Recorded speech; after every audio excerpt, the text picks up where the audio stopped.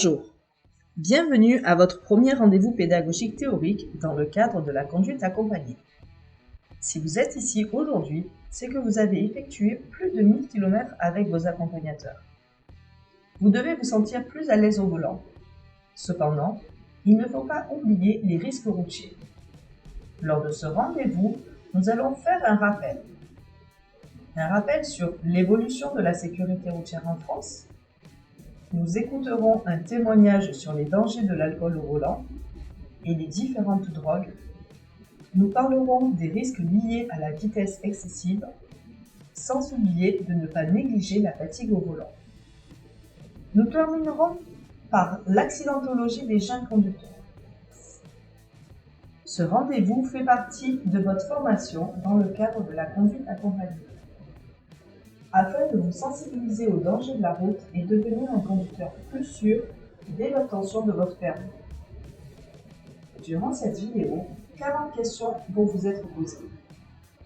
Je demande donc à l'élève, mais aussi à l'accompagnateur, de préparer une feuille, d'écrire votre nom, prénom, date, le numéro de question et les réponses. Les réponses arrivent juste après les questions. Donc, vous vous auto-corrigerez tout seul. Cette feuille sera ensuite à nous retourner par mail ou à vous déposer à l'auto-école pour valider votre participation au rendez-vous théorique. Vous êtes prêts? Alors c'est parti, bon rendez-vous théorique.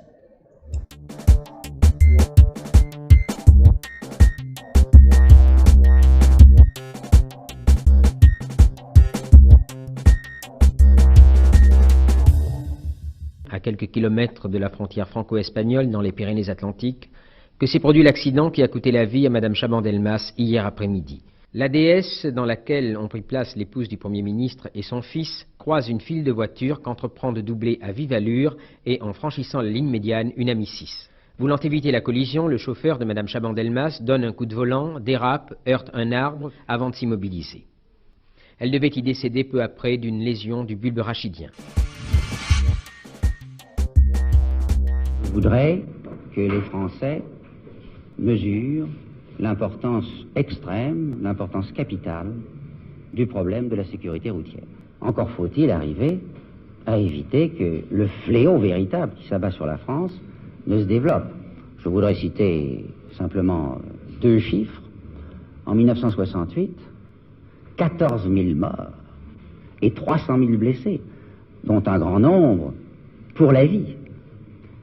Chacun comprend que ce n'est plus possible. Plus que jamais, à l'heure actuelle, il est question du danger de l'automobile, et nous savons qu'en France tout particulièrement, les statistiques s'aggravent de façon lamentable. Nous avons chaque année plus de morts que l'année précédente, en dépit de ce que l'on peut essayer de faire pour la sécurité routière. Pourquoi créer un délégué à la sécurité routière? Bien, c'est pour renforcer l'action du gouvernement, proposer des mesures nouvelles et veiller à ce qu'elles soient appliquées par les administrations, qui d'ailleurs sont tout à fait prêtes à cette tâche. Eh bien, nous avons conçu cette opération comme une contribution de l'information de la première chaîne à une cause d'intérêt national. Nous avons constaté notre impuissance à faire prendre réellement conscience du drame épouvantable du massacre annuel sur les routes de France. Ils étaient 16 610 l'année dernière. 16 610 morts sur les routes, toute la population de Mazamet. Dans l'ensemble, on peut affirmer que les Mazamétains ont répondu favorablement aux appels qui leur ont été lancés. Madame, vous êtes-vous couchée cet après-midi sur le sol? Oui, monsieur, bien sûr. Oui, monsieur. Il n'était pas tolérable d'accepter plus longtemps ces hécatombes d'hommes, de femmes et d'enfants, et les conséquences de ces accidents sur la vie personnelle d'un grand nombre d'entre eux atteints, vous le savez, d'incapacité ou de handicap physique cruel.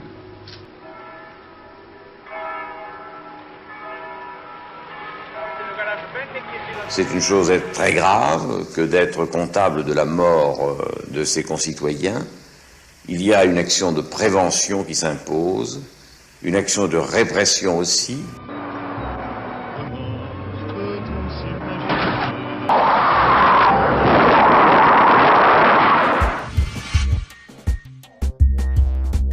Pour tous les usagers, les contrôles seront très sérieusement renforcés afin que les dispositions du code de la route soient strictement respectées, à savoir les vitesses maximales autorisées, 90 km/h sur route, 130 km/h sur autoroute.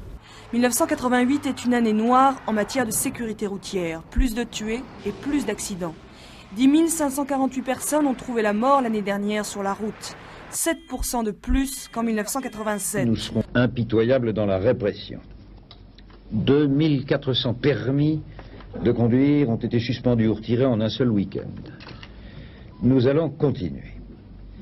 Et naturellement, chacun le comprendra, je pense, une rigueur particulière frappera l'alcoolisme au volant.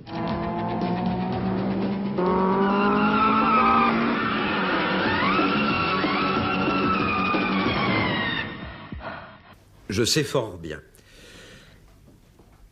que nous n'atteindrons le niveau de sécurité routière qui doit être celui d'un pays civilisé et qu'atteignent ou que frisent déjà quelques-uns des pays d'Europe qu'à la condition de ne jamais relâcher l'effort. Il nous faudra intensifier sûrement la répression, il nous faudra surtout intensifier la prévention. Le Parlement a voté une loi qui crée le permis de conduire à points. Pourquoi le permis de conduire à points? Pour réduire le nombre des victimes sur les routes et dans les villes, dans la rue. Près de 10 000 tués, 205 000 blessés. C'est insupportable. Êtes-vous allé dans un hôpital, monsieur Sagnier? Avez-vous vu ce que cela donne? Tous ces adolescents qui sont allongés, infirmes à vie. Eh bien, nous ne voulons plus. Le gouvernement ne veut plus de cette hécatombe sur les routes. Dimanche soir, sur l'autoroute A62.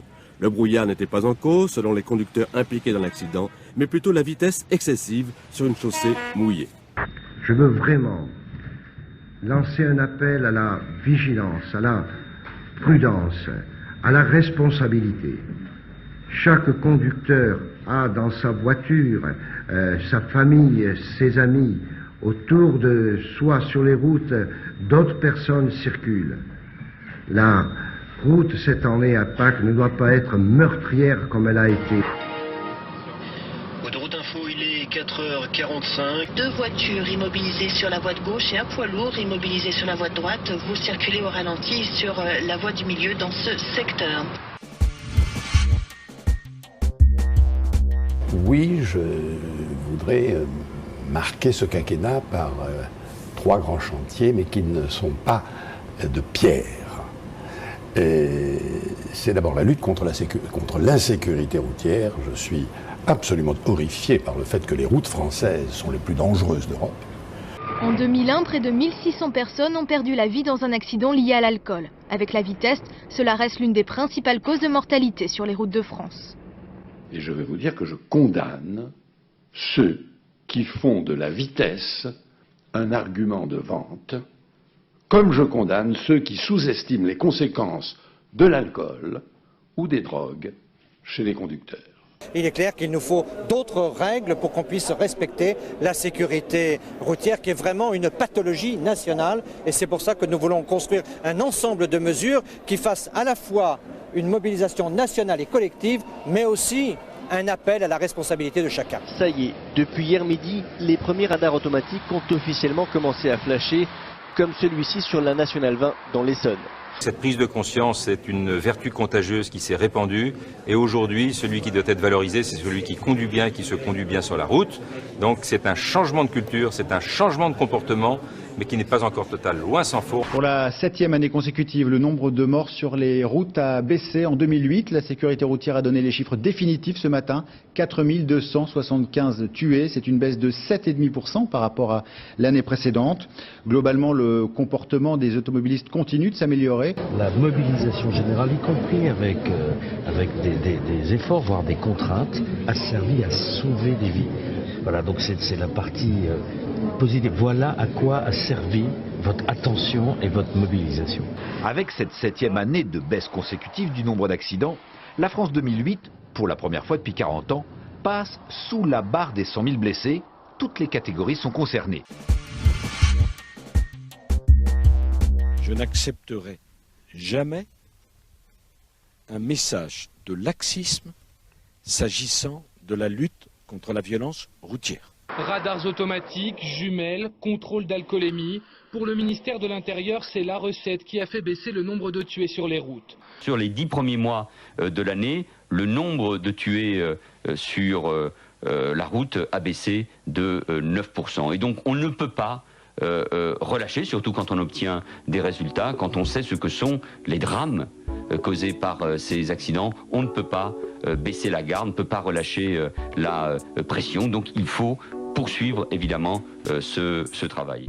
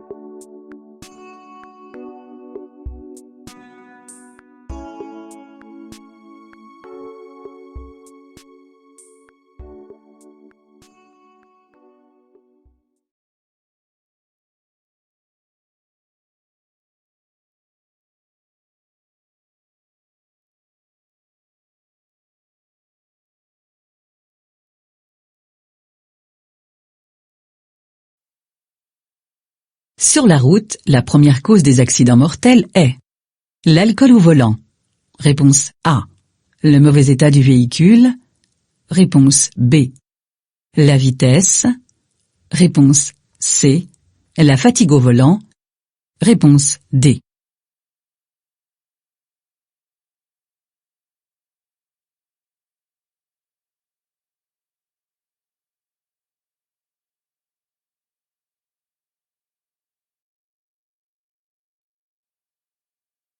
La consommation d'alcool est incompatible avec la conduite. Allongement du temps de réaction, prise de risque plus importante. Conduire avec un taux d'alcool supérieur ou égal à 0,50 g par litre de sang est interdit, donc sévèrement puni, notamment par un retrait de 6 points sur le permis de conduire et une forte amende. Depuis 2007, et pour la première fois, l'alcool est le premier facteur présent dans les accidents de la route. En conséquence, attendons-nous à ce que les contrôles d'alcoolémie soient renforcés? Réponse A.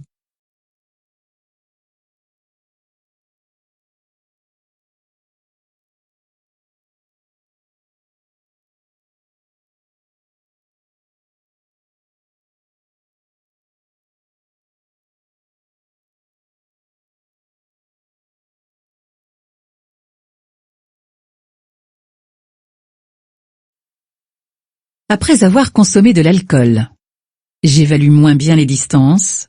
Réponse A. Je surestime mes capacités. Réponse B. Mon champ visuel est réduit. Réponse C. Mon temps de réaction est plus court. Réponse D.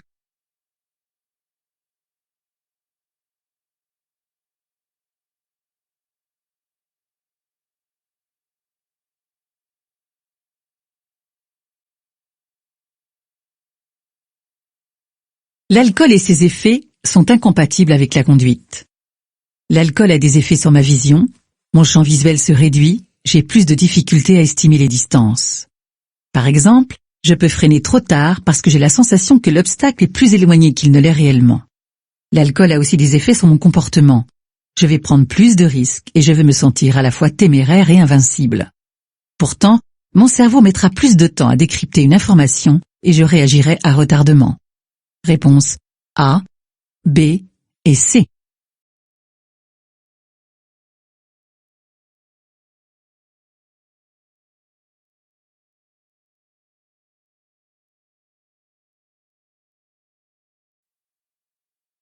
Les effets de l'alcool se ressentent sur le comportement des 0,30 g par litre de sang, réponse A.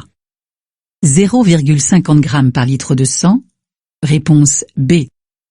0,80 g par litre de sang, réponse C. 1,20 g par litre de sang, réponse D.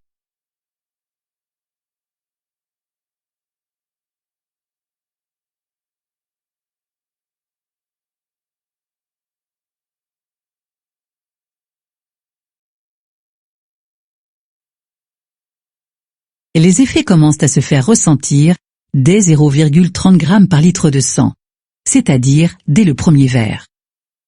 L'alcool aide à se désinhiber, à être plus loquace, à oser ce qu'on ne se permettrait pas en des circonstances ordinaires. Attention, le taux d'alcoolémie à ne pas atteindre pour un conducteur débutant est de 0,20 g par litre de sang, tout comme pour les chauffeurs de transport en commun. Cela signifie pour eux qu'aucun verre d'alcool ne doit être absorbé. Réponse A.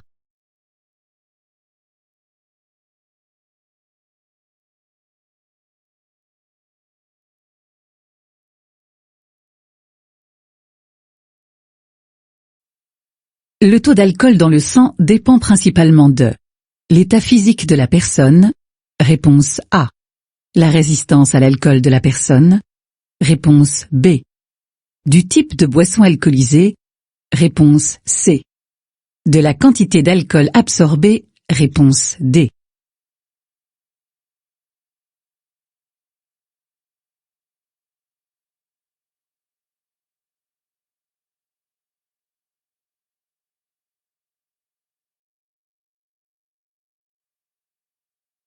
Le taux d'alcoolémie, c'est le pourcentage d'alcool pur contenu dans un litre de sang. Un verre standard de boisson alcoolisée, qu'il s'agisse de bière, de vin ou d'autres types d'alcool, contient une même quantité d'alcool pur. Pour un même nombre de verres bu, les effets sur le comportement peuvent varier d'une personne à l'autre, selon l'état de santé ou l'habitude de consommer de l'alcool. Mais pour un individu donné, c'est la quantité d'alcool absorbée qui fait augmenter le taux d'alcoolémie. Réponse D.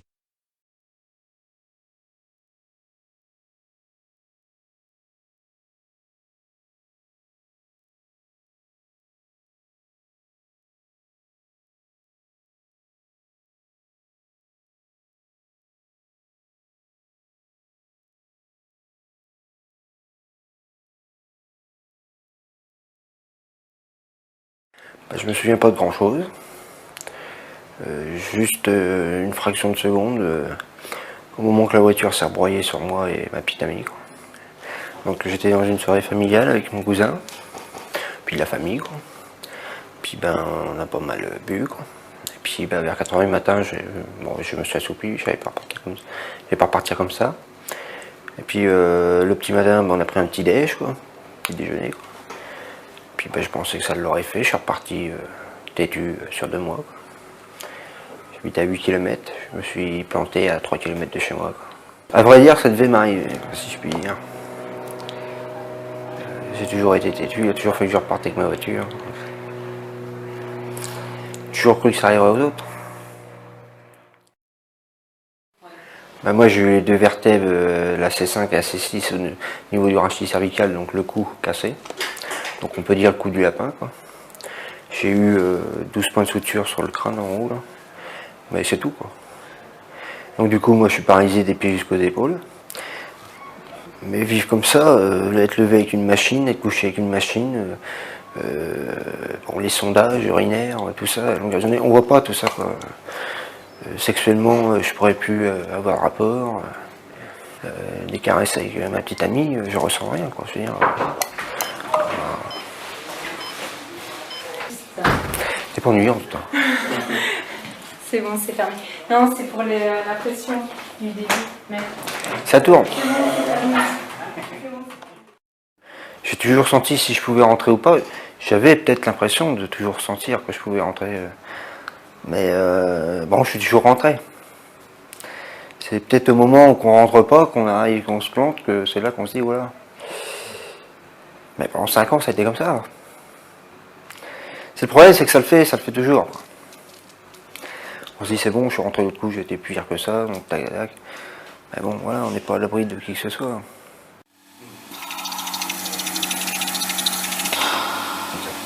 Je sais pas, moi je leur dis simplement que qu'ils me regardent, quoi, qu'ils me voient comme je suis là. Et s'ils veulent pas finir pas comme moi, il faut qu'ils peuvent continuer à faire la fête, mais il faut savoir faire attention, quoi, parce que je vais être toujours quelqu'un de conscient, de présent et écouter cette personne-là, même si on est têtu ou parce que ça finira mal, quoi. Parce que ça finira mal, quoi. Parce que ça finira mal, quoi.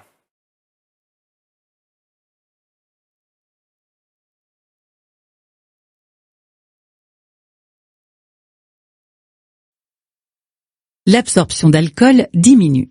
Les réflexes. Réponse A. Le temps de réaction. Réponse B. La perception de la couleur rouge. Réponse C. La sensibilité à l'éblouissement. Réponse D.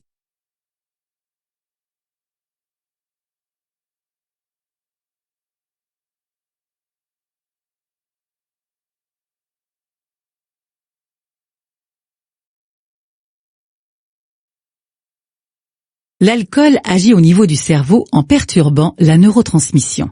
En termes simples, on comprend, mais on réagit moins vite. Le temps de réaction d'1 seconde peut facilement être multiplié par 3 ou 4. Les réflexes sont perturbés. La sensibilité à l'éblouissement augmente et la longueur d'onde de la lumière rouge est moins bien perçue. Le conducteur peut donc franchir un feu rouge sans l'avoir vu. Il peut également être surpris par le freinage d'un véhicule devant. Et bien sûr, ces phénomènes s'aggravent au fur et à mesure de l'absorption d'alcool. Réponse A et C.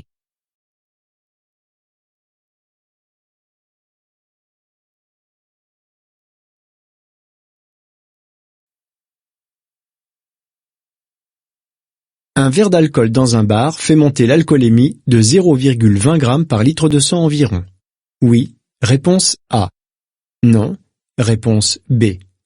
Ce taux fait perdre 6 points à un conducteur novice. Oui, réponse C. Non, réponse D.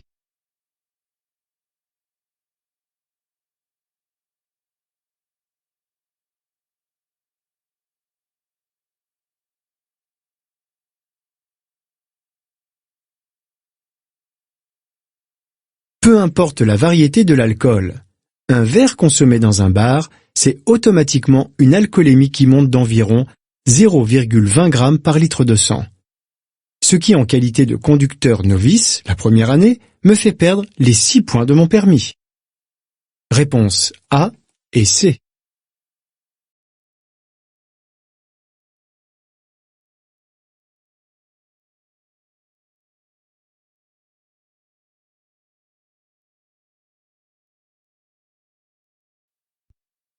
L'alcoolémie atteint son maximum plus vite lorsque l'alcool est absorbé. À jeun. Réponse A. Au cours d'un repas. Réponse B.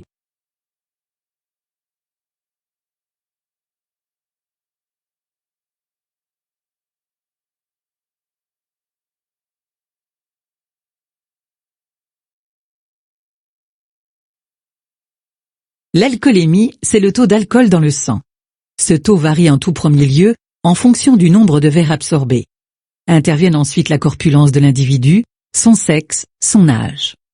L'alcoolémie s'exprime en grammes d'alcool par litre de sang. Si l'alcoolisation se fait à jeun, la diffusion dans le sang se fait 15 à 30 minutes après absorption. Si l'alcoolisation a lieu pendant un repas, la diffusion dans le sang se fait 1 à 2 heures après absorption.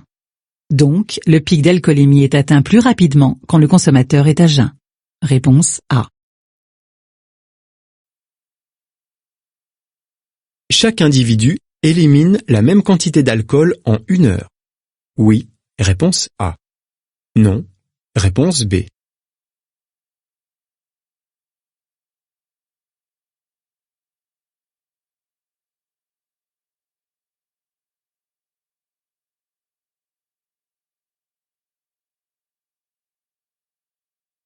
Le processus d'élimination de l'alcool s'effectue à plus de 90% par le foie. Il dépend donc de l'organisme de chacun. Plusieurs facteurs entrent en ligne de compte, notamment l'âge, le poids, le sexe.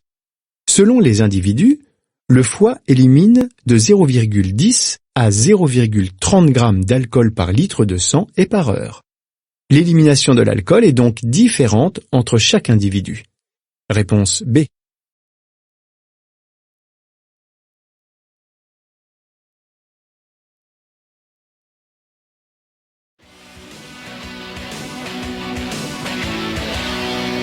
Qu'est-ce que vous buvez? Un truc pas trop fort, parce que moi je conduis après. Mais comment ça, un truc pas trop fort? Tu sais que dans un bar, quelle que soit la boisson alcoolisée, tous les verres servis contiennent la même quantité d'alcool. Tiens, Paris. Ouais. Fred a raison. Regardez, ici de la bière à 5 degrés, là du vin à 12 degrés, et ici du whisky à 40 degrés. À volume égal, ces boissons ne contiennent pas la même quantité d'alcool. Ainsi, cette bouteille de vin en contient environ 2 fois plus que cette bouteille de bière, mais 4 fois moins que cette bouteille de whisky. Seulement attention, ces alcools ne sont pas servis en même quantité dans les bars. 25 centilitres pour la bière, 10 pour le vin et 3 pour le whisky. On retrouve donc à peu près l'équivalent de 10 grammes d'alcool dans chaque verre. Tu vois, bière, vin ou whisky, même résultat, mais attention, c'est valable uniquement dans les bars parce qu'à la maison, on a tendance à avoir la main un peu lourde. J'ai gagné!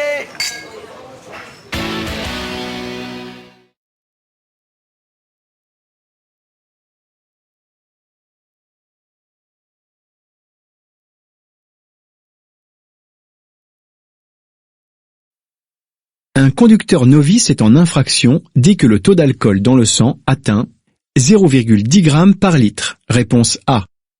0,20 g par litre. Réponse B. 0,30 g par litre. Réponse C. 0,40 g par litre. Réponse D.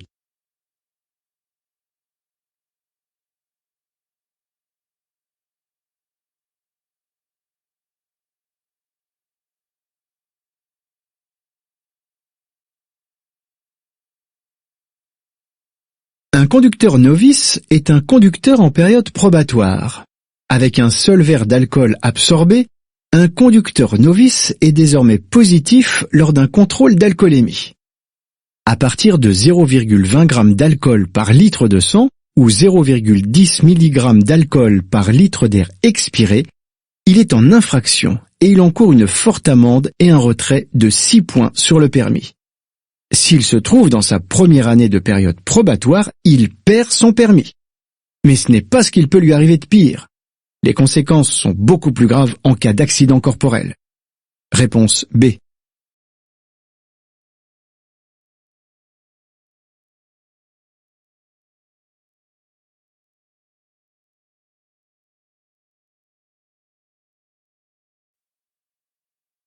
En général, pour une même consommation, le taux d'alcoolémie est plus élevé chez une femme. Oui. Réponse A. Non. Réponse B.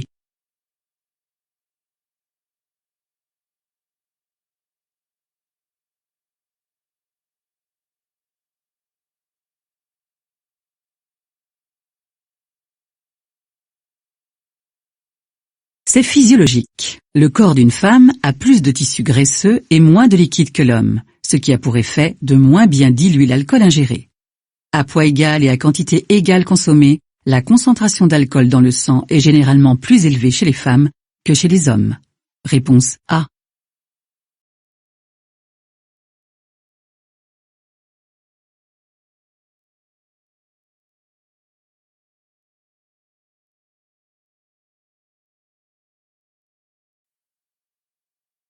Mon alcoolémie sera moins élevée si je dilue l'alcool avec du jus de fruits. Oui. Réponse A. Non. Réponse B.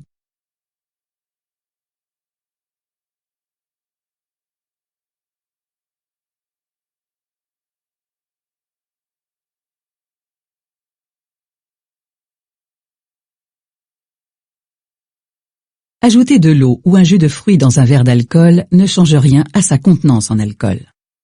Si je bois un verre d'alcool, c'est la quantité ingérée d'alcool qui compte et non pas le volume ou la dilution de la boisson.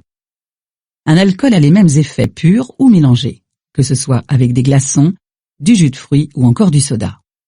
Mon alcoolémie ne sera pas moins élevée si je dilue un verre d'alcool avec du jus de fruits. Réponse B.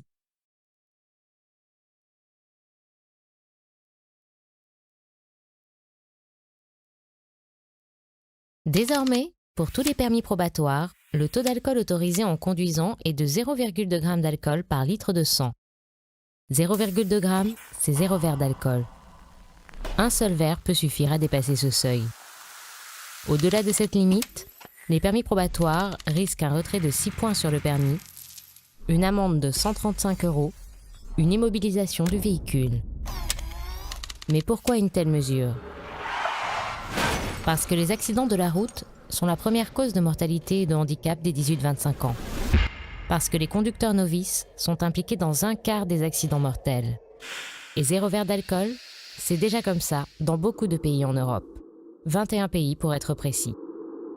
En Allemagne, cette mesure a fait chuter de 17% la mortalité routière chez les 18-21 ans dès la première année. En changeant nos comportements, grâce à tous, les routes de France seront plus sûres. 0,2 g, c'est 0 verre d'alcool.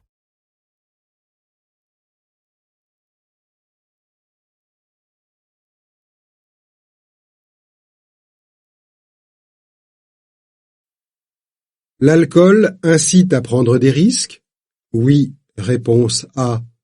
Non, réponse B. Perturbe l'équilibre du corps? Oui, réponse C. Non, réponse D.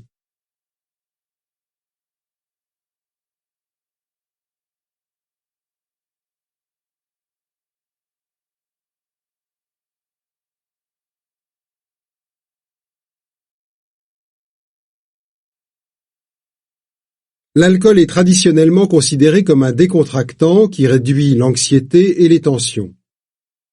Ainsi, une personne qui a bu risque de prendre davantage de risques car elle surestime ses capacités tout en sous-estimant les dangers.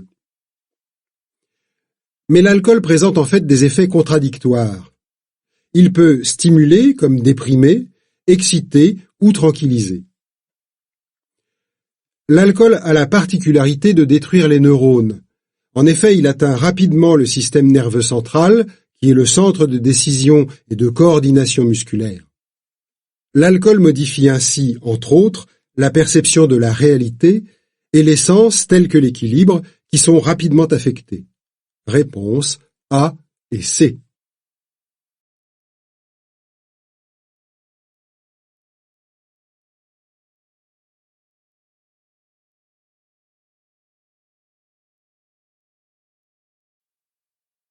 Après une fête, un conducteur renonce à raccompagner les autres. S'il a bu de l'alcool. Oui, réponse A. Non, réponse B. S'il a fumé du cannabis. Oui, réponse C. Non, réponse D.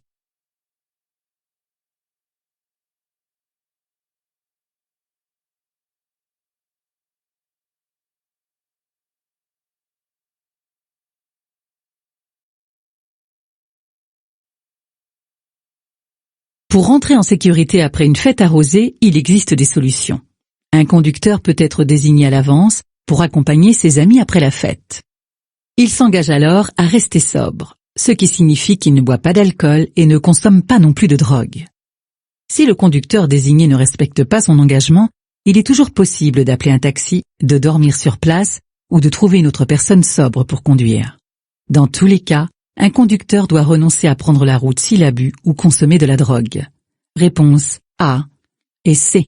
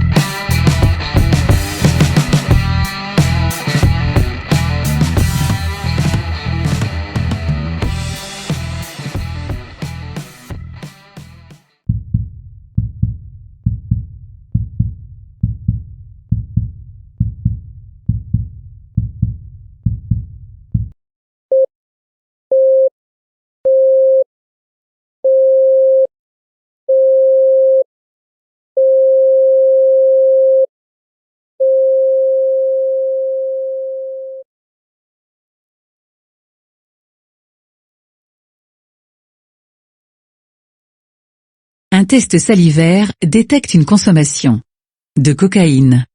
Oui. Réponse A. Non. Réponse B. D'ecstasy. Oui. Réponse C. Non. Réponse D.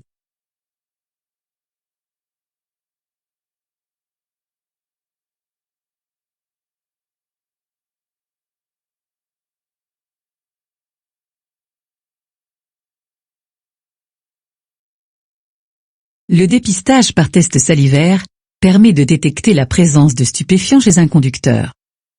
À l'aide d'un échantillon de salive prélevé sur un bâtonnet, des traces de cocaïne, d'héroïne, de cannabis, d'amphétamine ou d'ecstasy peuvent être décelées. En cas de dépistage positif, l'infraction sera établie après confirmation par test sanguin. Réponse A et C.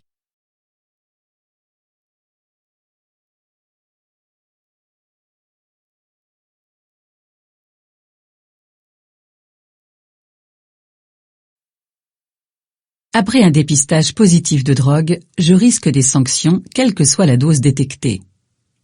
Oui. Réponse A. Non. Réponse B.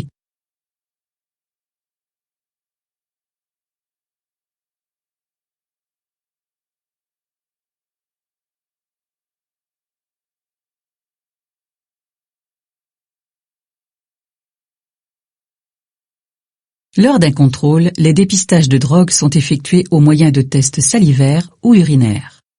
En cas de test positif, les forces de l'ordre retirent le permis au conducteur pour une durée de 72 heures maximum. Le résultat devant être confirmé par analyse sanguine pour que l'infraction soit définitivement établie. Si l'analyse sanguine confirme que le conducteur conduisait sous l'influence de drogue, le préfet peut ordonner une suspension immédiate du permis de conduire pour une durée de 6 mois en attendant la décision du tribunal.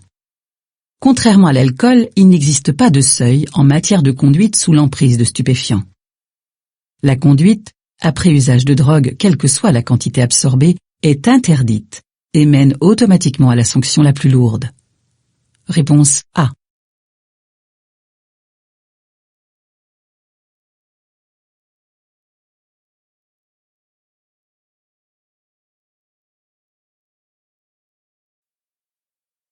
La consommation de drogue peut être détectée par un test salivaire, réponse A, une prise de sang, réponse B, un éthylotest, réponse C.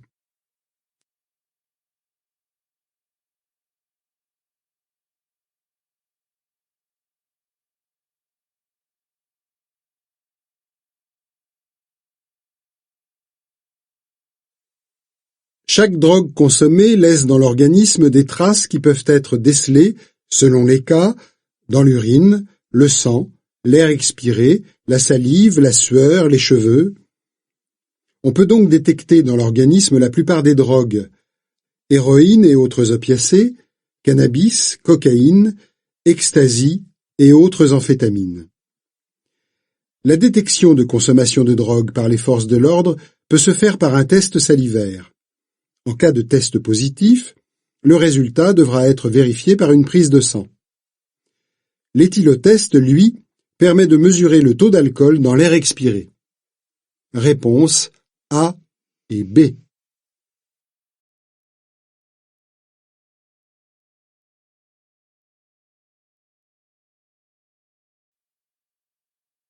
Un dépistage de stupéfiants peut être effectué sur les conducteurs impliqués dans un accident mortel, oui, réponse A, non, réponse B. Dans un accident matériel, oui, réponse C, non, réponse D.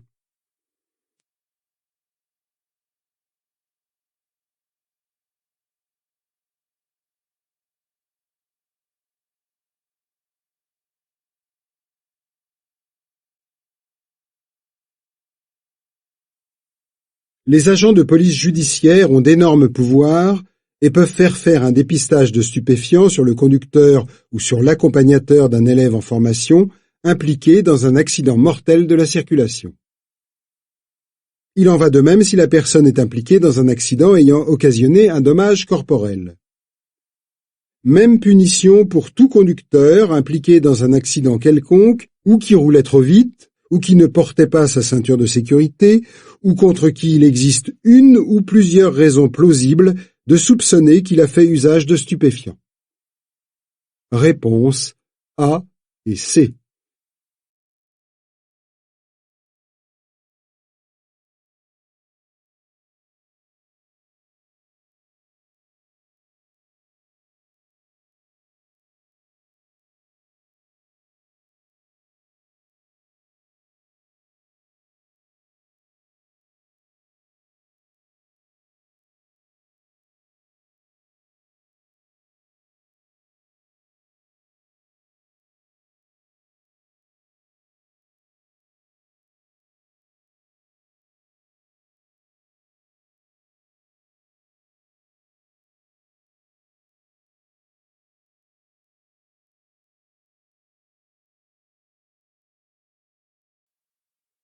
À 110 km/h, la distance d'arrêt d'une voiture est d'environ 30 mètres, réponse A, 60 mètres, réponse B, 90 mètres, réponse C, 120 mètres, réponse D.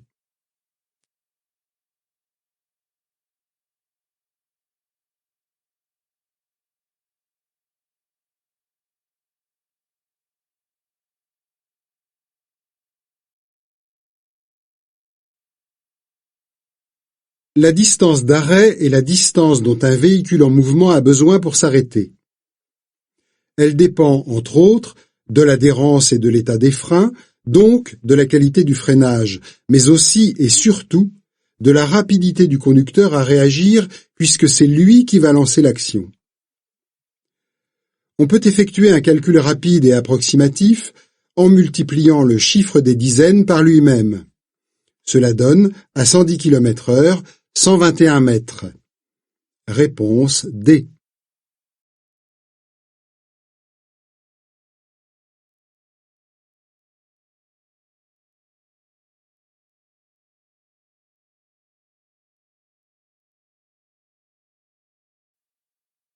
Titulaire du permis depuis 1 an, je roule au maximum à 90 km/h. Réponse A. 100 km/h. Réponse B. 110 km/h. Réponse C. 130 km/h. Réponse D.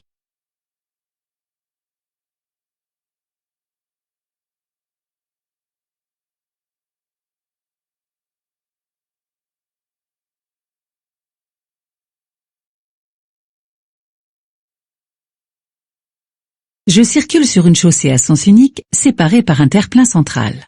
Cette borne confirme que je circule sur une route départementale. Je ne circule donc pas sur une autoroute.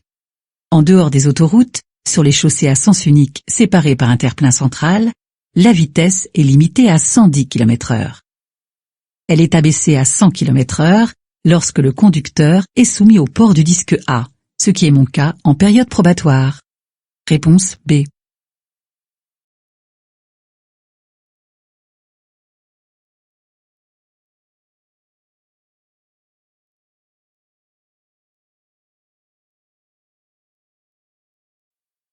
La vitesse est limitée à 110 km/h. Réponse A. 100 km/h.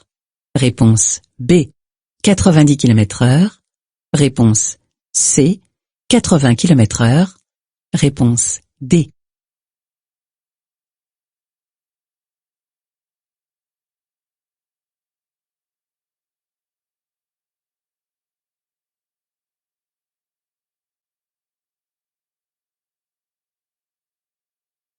Je circule ici sur une route à 3 voies à double sens de circulation. Il ne faut pas confondre cette situation avec une route à 2 chaussées séparées par un terre-plein central où la vitesse est limitée à 110 km/h. Il y a certes une glissière, mais la ligne de rive est discontinue.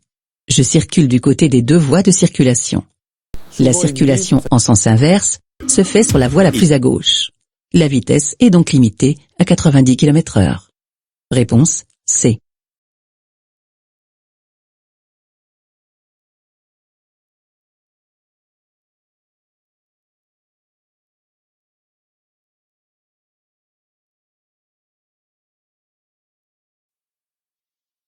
La vitesse maximale autorisée est de 90 km/h. Réponse A. 100 km/h. Réponse B. 110 km/h. Réponse C. 130 km/h. Réponse D.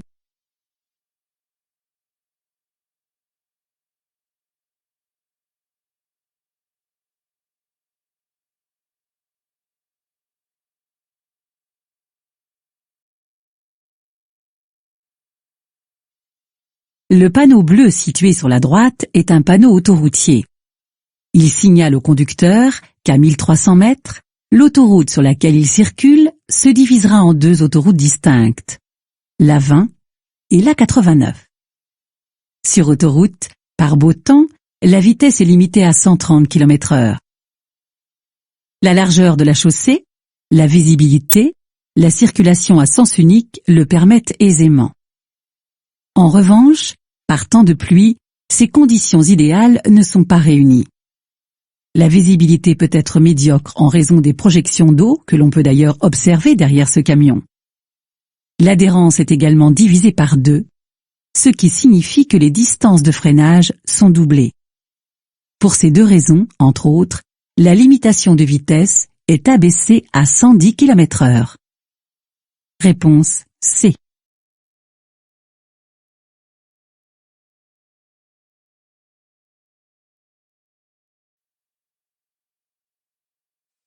Sur cette route, un conducteur débutant est limité à 80 km/h, réponse A, 90 km/h, réponse B, 100 km/h, réponse C, 110 km/h, réponse D.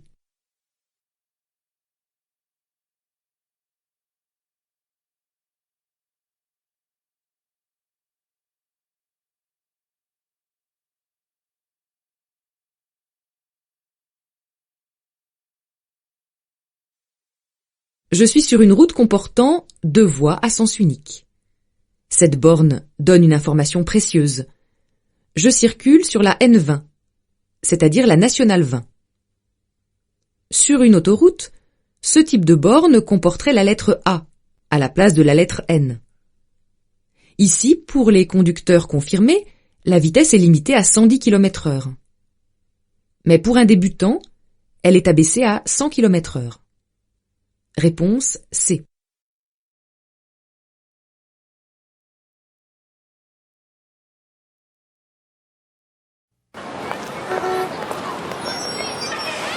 Lucie Paquette est entrée dans ma vie par un bel après-midi ensoleillé.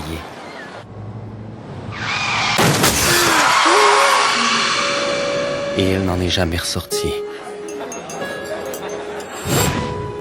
Et elle n'en est jamais ressortie.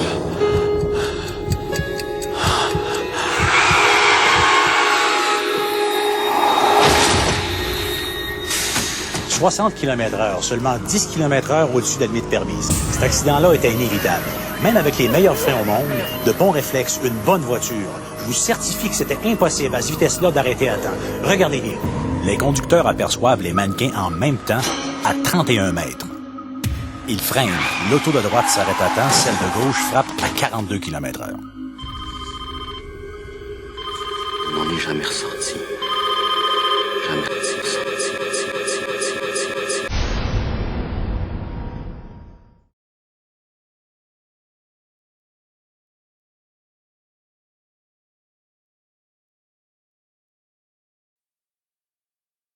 Dans toute l'agglomération, la vitesse est limitée à 70 km/h?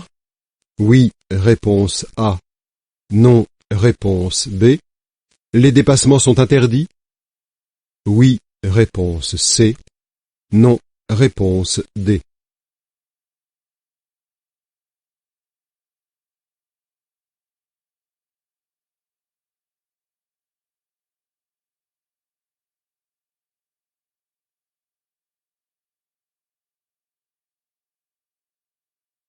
La règle générale veut que la vitesse dans une agglomération soit limitée à 50 km/h. Elle peut cependant être inférieure à 50 km/h dans toute l'agglomération. Dans ce cas, le panneau est implanté sur le même support que le panneau d'entrée. La vitesse peut aussi être relevée à 70 km/h, mais elle ne s'applique pas à toute l'agglomération. Dans ce cas, le panneau est implanté après le panneau d'entrée et ne concerne que la rue où il est placé. Le principe est le même pour ce panneau, il ne concerne pas toute l'agglomération. L'interdiction de dépasser s'étend jusqu'à la prochaine intersection ou jusqu'au panneau y mettant fin. Réponse B et D.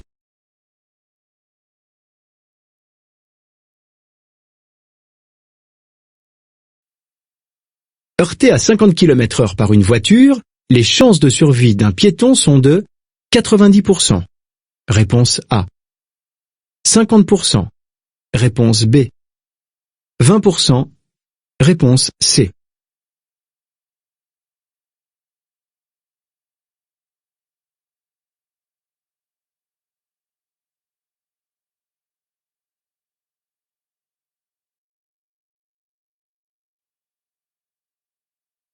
La vitesse de 50 km/h en agglomération est la vitesse maximum autorisée. Je ne peux l'atteindre que dans de bonnes conditions de circulation. Dans les zones fréquentées par les usagers vulnérables, les vitesses sont abaissées pour augmenter leurs chances de survie en cas de choc. À 30 km/h, la distance d'arrêt est de 14 mètres. En 14 mètres, le conducteur a le temps de réagir et de freiner. En présence d'usagers vulnérables, qu'ils soient visibles ou non, je peux placer mon pied face au frein pour diminuer la distance parcourue pendant le temps de réaction et limiter la gravité en cas de choc. À 30 km/h, les chances de survie du piéton sont de 90%, alors qu'à 50 km/h, la distance parcourue pendant le temps de réaction est de 14 mètres. À 30 km/h, je suis à l'arrêt après 14 mètres. À 50 km/h, au bout de 14 mètres, je percute le piéton à 50 km/h. Les chances de survie du piéton sont alors de 20%. Je dois baisser ma vitesse en présence d'usagers visibles ou non pour augmenter les chances de survie du piéton. Réponse C.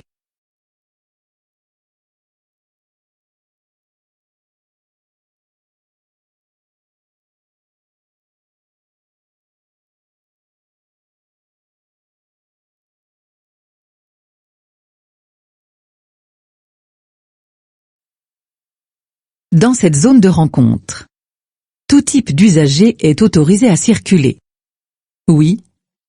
Réponse A. Non. Réponse B. La vitesse est limitée à 20 km/h. Oui. Réponse C. Non. Réponse D.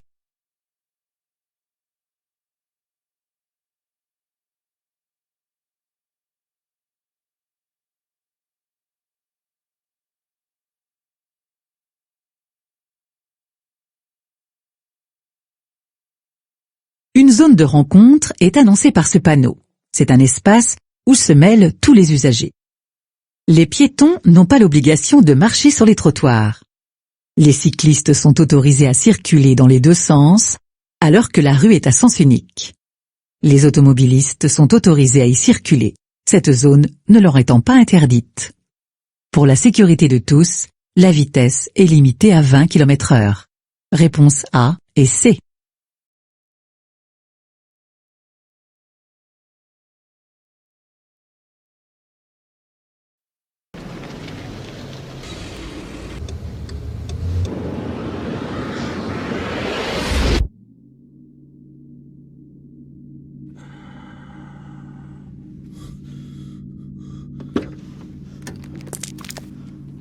Mate, oh, I'm so sorry. I thought there was time. He just pulled out. I don't have time to stop. Oh, come on, mate. It was a simple mistake. I know if I was going a bit slower. Please. I've got my boy in the back.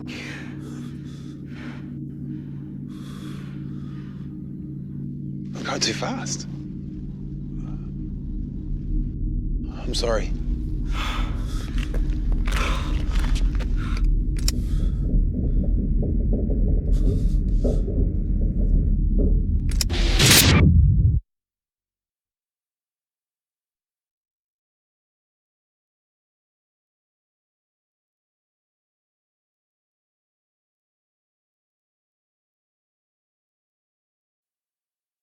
Pour dépasser ce véhicule par temps de pluie, je roule à 80 km/h maximum. Réponse A. À 90 km/h maximum. Réponse B. À 100 km/h maximum. Réponse C. À 110 km/h maximum. Réponse D.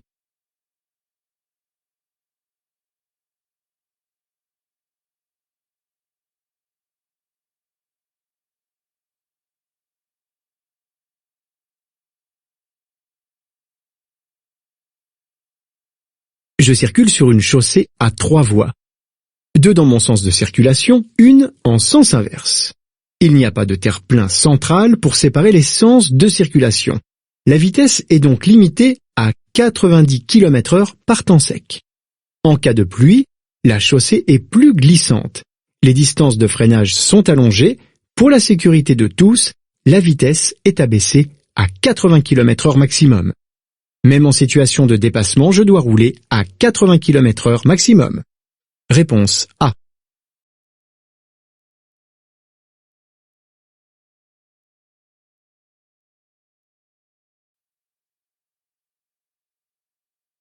La vitesse est limitée à 30 km/h si je tourne à droite. Oui, réponse A. Non, réponse B.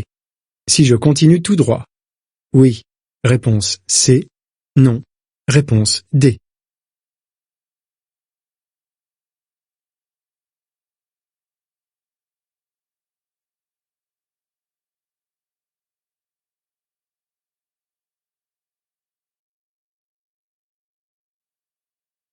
Je suis en ville et j'aborde une zone 30 dont les rues sont fréquentées par des usagers fragiles.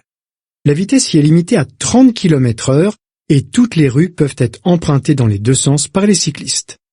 Que je tourne à droite ou que je continue tout droit, la vitesse reste limitée à 30 km/h. Réponse A et C.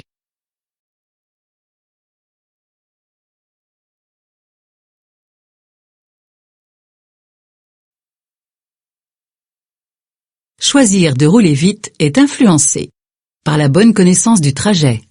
Oui. Réponse A. Non. Réponse B. Par un état émotionnel. Oui. Réponse C. Non. Réponse D.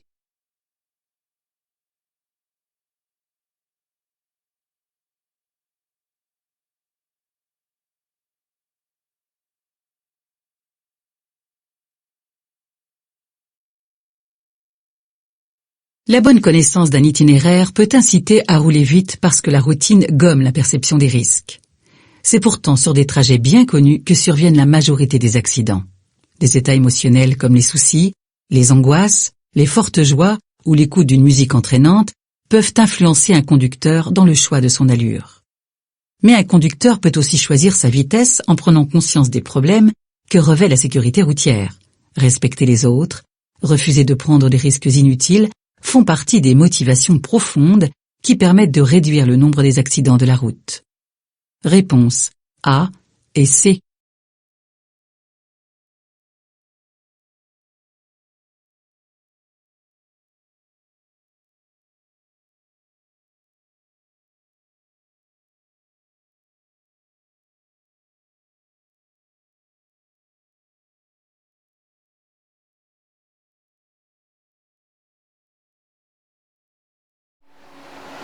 Le fait d'arriver en fin de parcours, souvent ils disent « Ah ben oui, ça va mieux », parce qu'ils sont à 30, 40 ou 50 km de leur but, de leur objectif. Eux, ils se sentent bien, mais leur activité cérébrale témoigne qu'ils sont plus hypovigilants, plus somnolents qu'ils ne le perçoivent.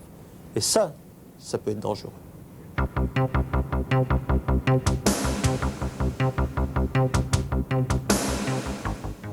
De dormir au volant, non, ça m'est jamais arrivé. Si, peut-être une fois que ça m'est arrivé, mais bon, je me suis dit, il faut que j'arrête. Hein. Je commence à aller un peu en travers, droite à gauche, j'ai dit, il faut que j'arrête. Hein. Ça m'est arrivé de sentir effectivement partir, enfin la voiture qui part, parce que d'un seul coup, on a les yeux qui s'ouvrent, et puis on se retrouve à gauche ou à droite, et donc là, maintenant, je joue plus, je m'arrête. Ça arrive parfois, oui. Surtout sur des trajets comme ça, une autoroute, la nuit, des camions, etc. C'est quand même assez monotone, donc on pique vite un petit peu du nez. Depuis 10 ans, nous avons entrepris beaucoup d'actions, mais depuis cette année, nous sommes concentrés sur les causes d'accidents.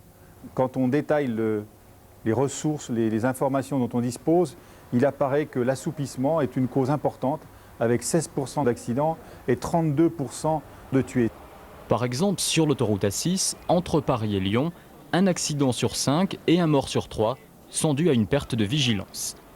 Statistiquement, la plupart des accidents se produisent sur cet axe de manière aléatoire, sauf les accidents liés à l'assoupissement.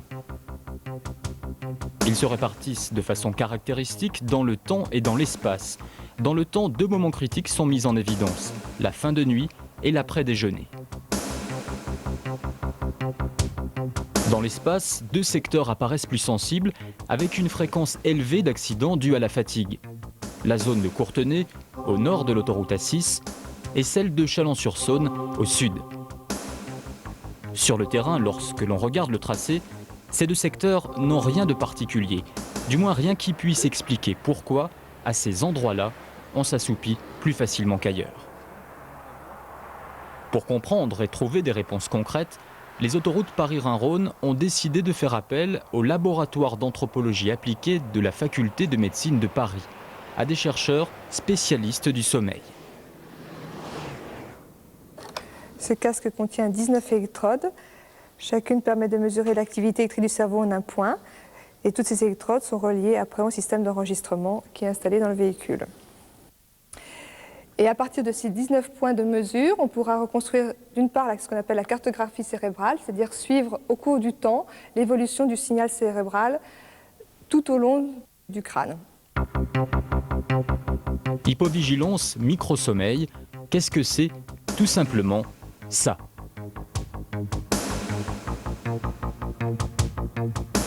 Cette image, après seulement 1h30 de conduite, c'est celle de l'un des conducteurs qui ont participé à cette étude. Dans un véhicule spécialement équipé et en respectant le code de la route, ces conducteurs expérimentés doivent accomplir en 24 heures 2 trajets Paris-Lyon. L'un le jour, après déjeuner, et l'autre retour pendant la deuxième partie de la nuit. Même opération en sens inverse 15 jours plus tard. L'électroencéphalogramme permet de connaître l'état physiologique du conducteur. Comment est pris en compte l'environnement particulier de l'autoroute? Bien, alors nous sommes pratiquement prêts à partir. Le conducteur est donc assis au volant du véhicule et les différentes électrodes qui ont été placées sur lui sont reliées au dispositif d'enregistrement qui se trouve à l'arrière du véhicule. Alors on trouve ici 2 écrans auxquels sont reliées 2 caméras placées donc à l'avant du véhicule. L'une filme la route, donc tout l'environnement de conduite, et l'autre le visage du conducteur et le comportement du conducteur au cours de la conduite. Les 2 caméras sont reliées bien entendu à 2 magnétoscopes et qui permettent donc d'enregistrer les vidéos de la route et du visage de manière à les exploiter avec les paramètres physiologiques. Alors ces paramètres physiologiques, ils sont enregistrés sur cet ordinateur. On a ici l'électroencéphalogramme qui correspond à l'activité électrique du cerveau et qui va donc nous permettre de détecter les périodes d'hypovigilance et de microsommeil. Sur les 2 dernières voies, nous avons les mouvements oculaires qui vont également nous servir dans la détection des microsommeils.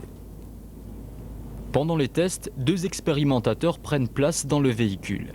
L'un à l'avant note sur un micro-ordinateur les données complémentaires, conduite, conditions météo. L'autre à l'arrière surveille les bons enregistrements des appareils et l'état de fatigue du conducteur. Parce qu'après analyse des données recueillies, un trajet Paris-Lyon, départ minuit, ça peut donner ça. Chaque point représente une intrusion du sommeil, un micro-sommeil de 1 à 6 secondes. C'est-à-dire que ce conducteur, sur un trajet de 400 km, avec pourtant plusieurs pauses, a dormi en cumulé 6 minutes et 15 secondes. Et bien sûr, à 130 km/h. Vous avez déjà dormi au volant? Ça m'est arrivé. Ça m'est arrivé. Et j'ai eu très peur. Je devais à tout prix arriver chez moi Et puis bon, je me suis endormie, ça a pris une fraction de seconde, on s'en rend pas compte, on s'en rend absolument pas compte, c'était la première fois que ça m'arrivait. Et petit à petit, j'ai ralenti, jusqu'à ce que la roue a touché la barrière de sécurité. Et là, ça m'a réveillé, j'ai vu des étincelles. Bon, j'ai compris maintenant qu'il fallait que je m'arrête, que je dorme un petit peu, ne serait-ce que 10 minutes, et tout rentre dans l'ordre. C'est vrai que quand on est fatigué, une seule solution, s'arrêter et se reposer. Aérer le véhicule, faire une petite marche pour se détendre. Et quand on a sommeil, il faut dormir. 15 à 20 minutes. C'est la seule façon de récupérer. Si vous êtes resté éveillé très longtemps, eh bien au bout d'un moment, vous devez dormir. Si vous n'avez pas cette possibilité-là, eh bien vous allez continuer votre activité et pendant cette activité, vous aurez des courtes intrusions de sommeil. La fatigue et le besoin de dormir conduisent au micro-sommeil. La routine de conduite, la monotonie, amène à l'hypovigilance. C'est un état transitoire entre un état de vigilance ou de veille active, où on est très bien éveillé, on est capable de bien répondre à des signaux d'alarme par exemple, et un état de somnolence. Eh bien, dans cet état-là, nous pouvons omettre de répondre à des signaux parce que eh bien, notre cerveau est moins actif. Exemple pendant l'étude. Nous sommes en début d'après-midi, la circulation est fluide. Regardez. Ce conducteur roule sur la bande d'arrêt d'urgence. L'électroencéphalogramme montre qu'il ne dort pas, il est hypovigilant. Il n'en a pas conscience et pourtant sa conduite est dangereuse. L'expérimentation montre que l'hypovigilance et le microsommeil surviennent dans des zones précises. On s'endort à des endroits particuliers, pas dans d'autres. Pourquoi ? Le dépouillement de la masse d'informations, en collaboration avec le corps médical, va permettre de bâtir un véritable plan d'action sécurité pour les années à venir, avec la mise en place pratique, sur le terrain, de solutions concrètes. Déjà, des pistes de recherche se dégagent. Il faut agir sur le conducteur, lui donner des informations, le sensibiliser pour qu'il se prépare physiquement au voyage, qu'il ne parte pas fatigué. Le voyage lui-même doit être préparé, prévoir les lieux et les durées des haltes, pour manger par exemple.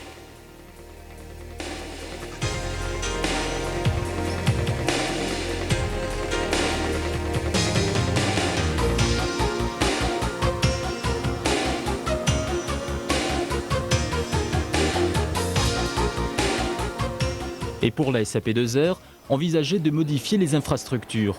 Bandes sonores sur les bandes de rive, panneaux à messages variables peuvent réactiver le conducteur hypovigilant. Mais quand on est fatigué, quand on a sommeil, la seule solution, c'est de dormir.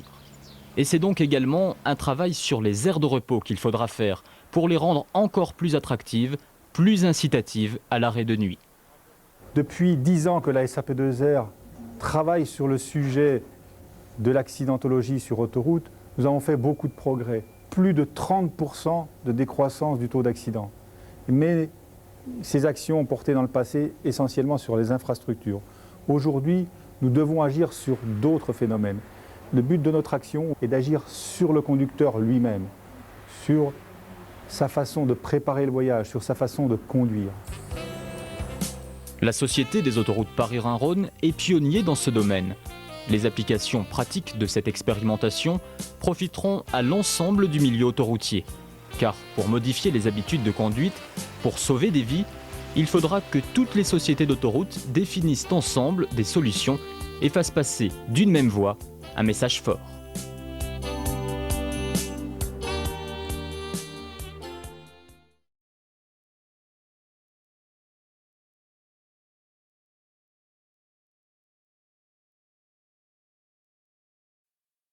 Le sommeil au volant menace particulièrement. Si la conduite est monotone. Oui. Réponse A. Non. Réponse B. Si mes passagers conversent avec moi. Oui. Réponse C. Non. Réponse D.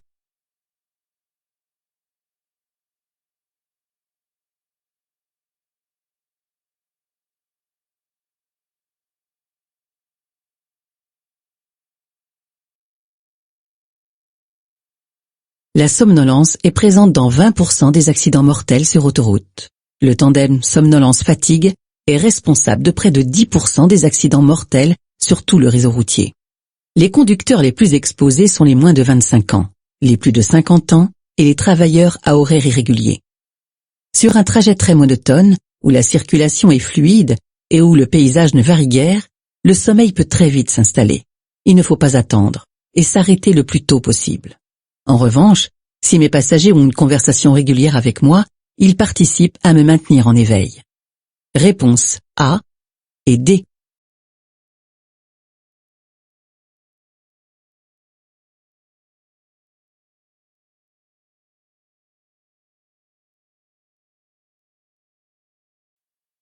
Le risque de s'endormir au volant est plus important.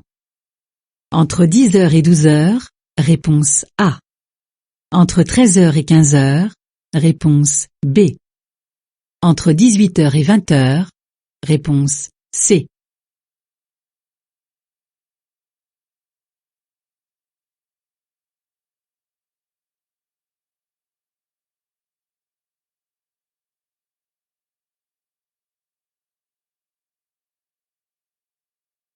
Le risque de s'endormir au volant peut survenir après une grosse journée de travail, un manque de sommeil, un temps de conduite sans pause. Mais l'endormissement est traître. Si on ne prend pas en compte des alertes telles que des sursauts, une baisse notable de la vigilance, des absences ou des erreurs de conduite répétées, on va droit au clash. Et il est vrai que la période entre 13 et 15 heures est une période à risque dans la mesure où l'organisme est en pleine digestion. Digestion et assoupissement font très bon ménage. Si en outre le repas a été arrosé, même très légèrement, avec de l'alcool, et que le trajet est monotone, il est préférable, dans la mesure du possible, de décaler l'heure de départ. Réponse B.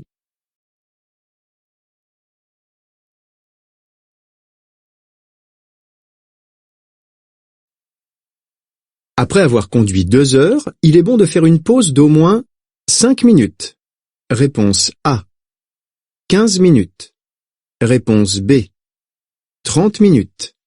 Réponse C. 1 heure. Réponse D.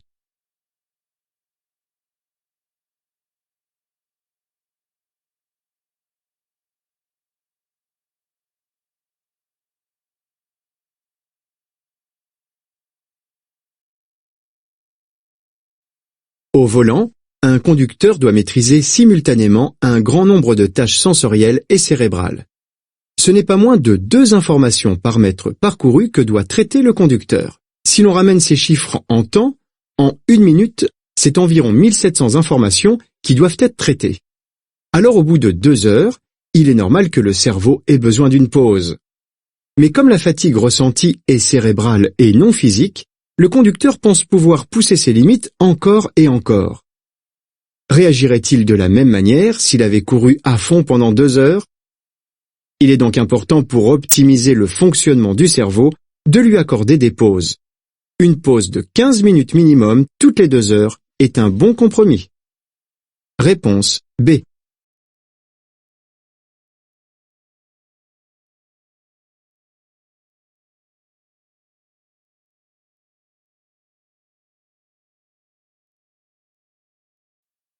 Je commence à fatiguer lorsque je change souvent de position. Oui, réponse A. Non, réponse B. Si je ressens de la raideur dans la nuque. Oui, réponse C. Non, réponse D.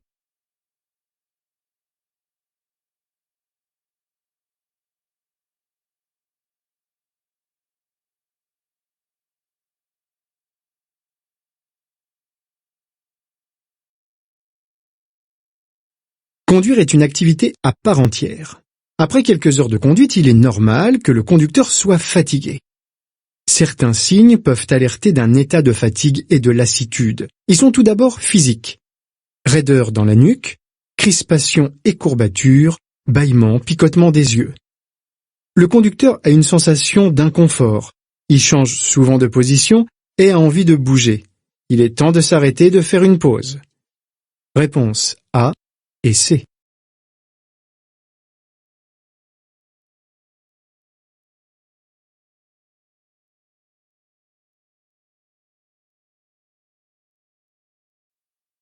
Lors d'un trajet de 400 km effectué la nuit sur autoroute, un conducteur dort en moyenne en conduisant 2 minutes. Réponse A. 4 minutes. Réponse B. 6 minutes. Réponse C. 10 minutes. Réponse D.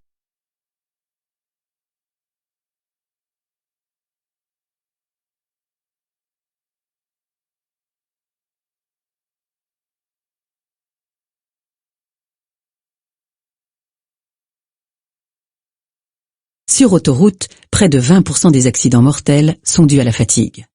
Les trajets sont monotones et propices à l'endormissement. Même si le conducteur cherche à lutter contre la fatigue, il subit des phases de micro-sommeil de 1 à 4 secondes.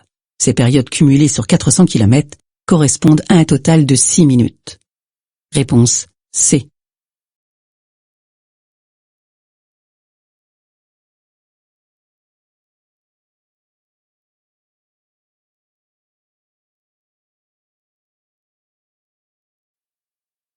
Un conducteur novice repère plus facilement les situations à risque. Oui. Réponse A. Non. Réponse B. Résiste mieux à la fatigue. Oui. Réponse C. Non. Réponse D.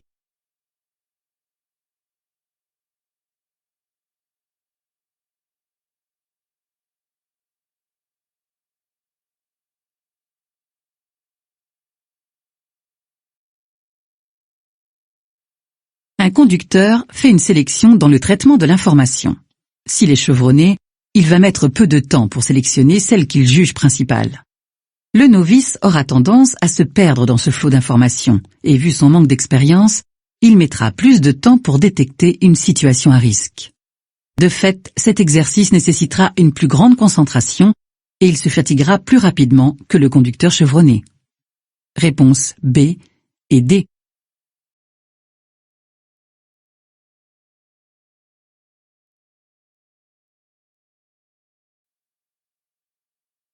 Il me reste 30 km à parcourir et je ressens les premiers signes de fatigue. Je m'arrête dès que possible. Réponse A. Je continue. Réponse B.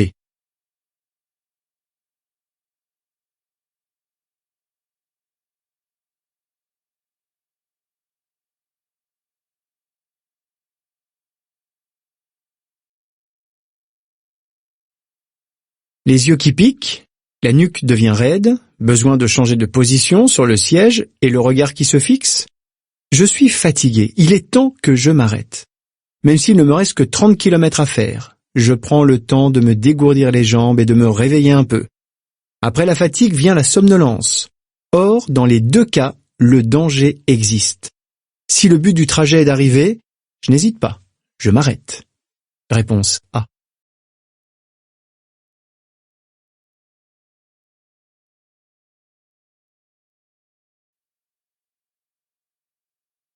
L'apnée du sommeil augmente le risque de somnolence. Oui, réponse A. Non, réponse B.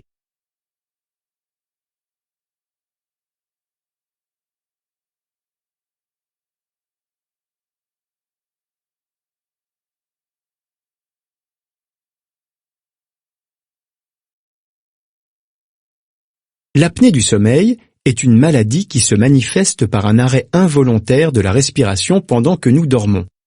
Elle entraîne une grande fatigue. Celle-ci se traduit dans la journée par de la somnolence. Malgré le traitement, cette pathologie est considérée comme incompatible avec la conduite tant que la somnolence persiste. Les apnées du sommeil peuvent rendre la conduite dangereuse. Réponse A.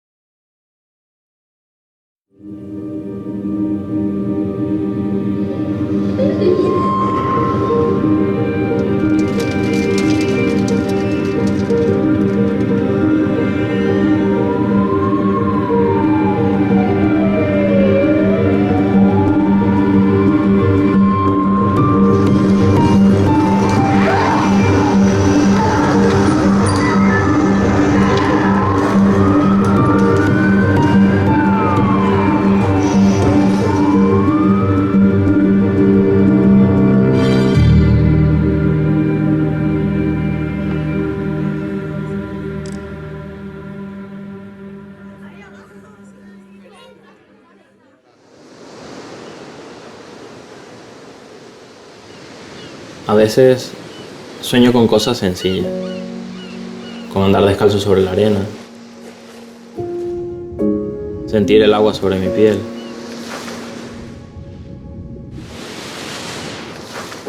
Sueño con las olas.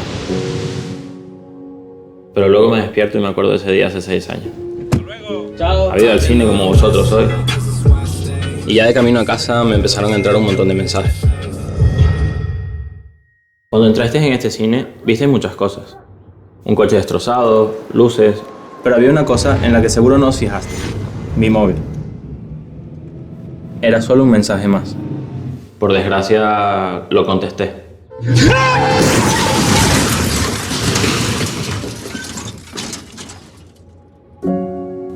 Después de la operación, me dijeron que no volvería a andar. Lo que no sabía es que hay cosas aún mucho peores. Ver cómo te lo haces encima en cualquier sitio público, no sentir nada con tu pareja, si es que logras tener una. Y sentir dolor, mucho dolor. Y no 1 mes o 2 meses, sino para toda la vida. Este es el último anuncio antes de la peli. Momento de apagar los móviles. Pero la pregunta que os hago es: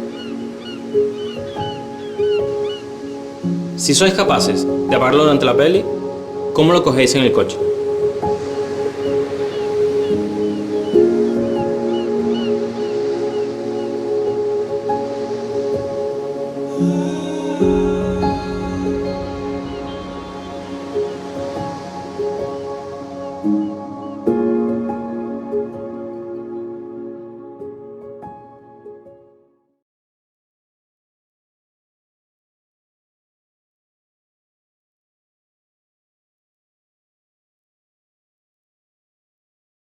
Cette conductrice est en infraction. Oui, réponse A. Non, réponse B.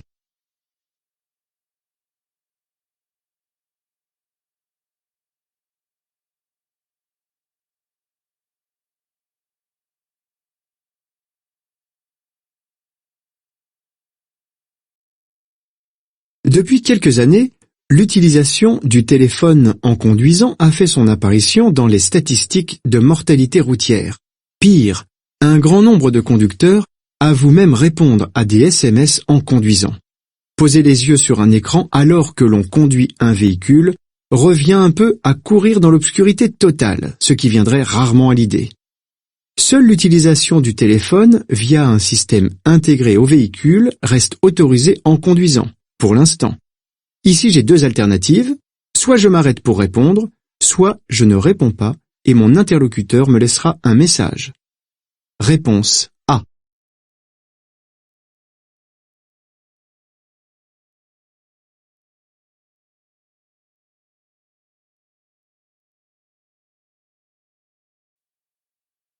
Ce conducteur se comporte correctement. Oui. Réponse A. Non. Réponse B.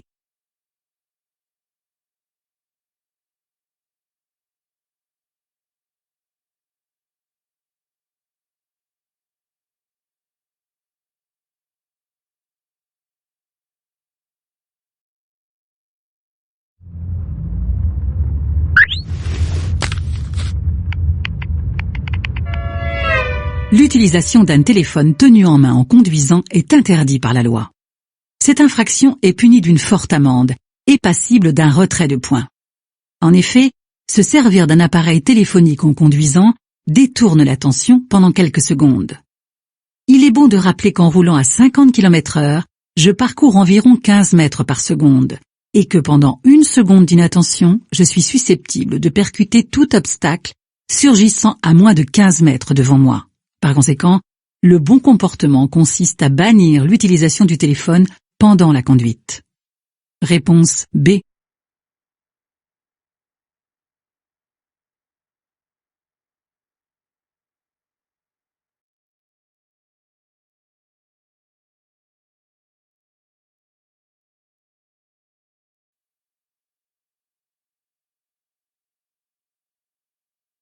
Cette conductrice risque une perte de points.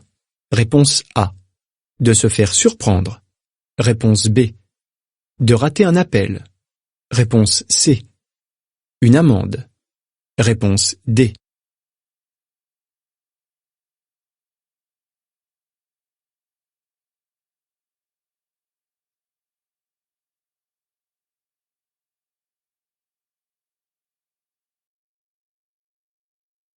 A priori, cette conductrice ne devrait pas rater un appel.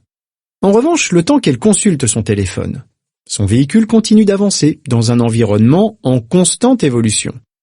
Elle peut louper des indices importants, se faire surprendre et surprendre les autres. Outre le danger que cela représente, la surprise pourrait venir d'un contrôle de police. Elle encourt un retrait de 3 points et une amende de 135 €. Réponse A, B et D.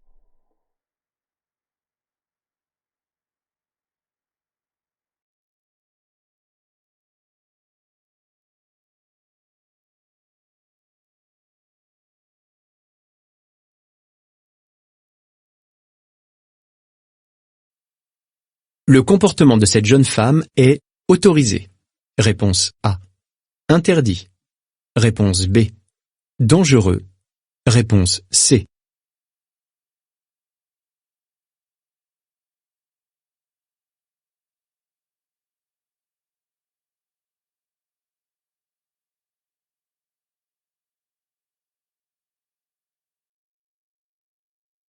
L'usage d'un téléphone tenu en main par le conducteur d'un véhicule en circulation est interdit, parce que c'est dangereux.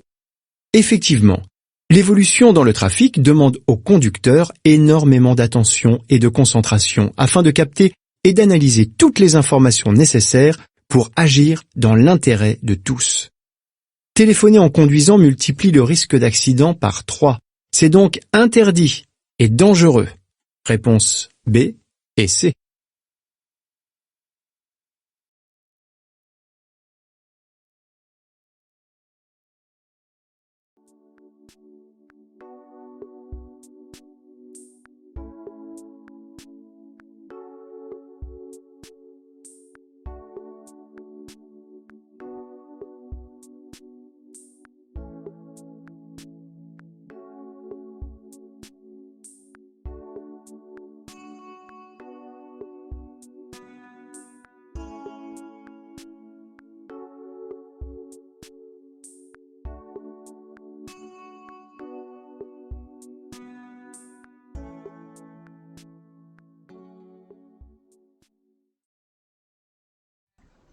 Votre rendez-vous pédagogique touche à sa fin. N'oubliez pas de nous envoyer par mail ou de nous déposer votre feuille avec les réponses afin de valider votre participation à ce rendez-vous.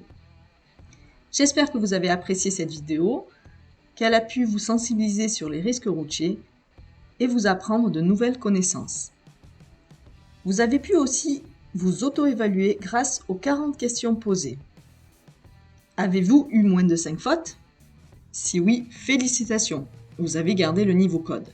Sinon, n'hésitez pas à revoir les réponses si besoin. La prochaine étape est le rendez-vous pédagogique pratique. Si vous avez des questions, n'hésitez pas à les noter et les poser à votre enseignant lors du prochain rendez-vous. Il me reste juste à vous souhaiter bonne continuation et bonne route. À bientôt.